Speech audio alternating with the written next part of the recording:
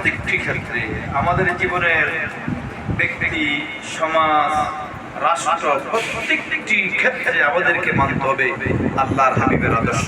কার আদর্শ? আমরা যদি আমাদের জীবনের প্রত্যেকটি ক্ষেত্রে আল্লাহর হাবিবের আদর্শকে অনুসরণ করতে পারি, শুধু ইবাদতের ক্ষেত্রে নয়,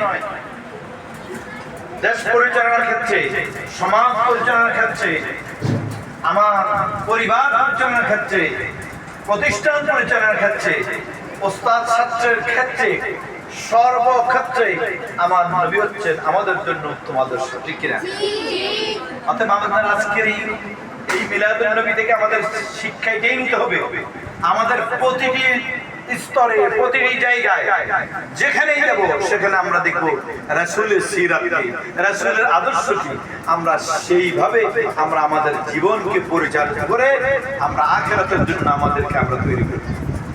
আল্লাহ পাক যেন আমাদেরকে কবুল করে, এই মাদ্রাসাকে কবুল করে, যারা এই মাদ্রাসার জন্য জায়গা দিয়েছেন, জমি দিয়েছেন, টাকা পয়সা দিয়ে এই মাদ্রাসা করেছেন, এবং আরো এই মাদ্রাসা ভবিষ্যতে কামেল এবং পরবর্তী ইসলামী ইউনিভার্সিটি করার টার্গেট নিয়ে কাজ করতেছেন, লক্ষ লক্ষ টাকা দিতেছেন। আল্লাহ পাক তাদের এই দানগুলো যেন কবুল করে দুনিয়া এবং আখিরাতের জন্য।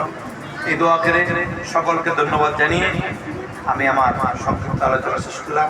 আসসালামু আলাইকুম ওয়া রাহমাতুল্লাহি ওয়া বারাকাতুহু।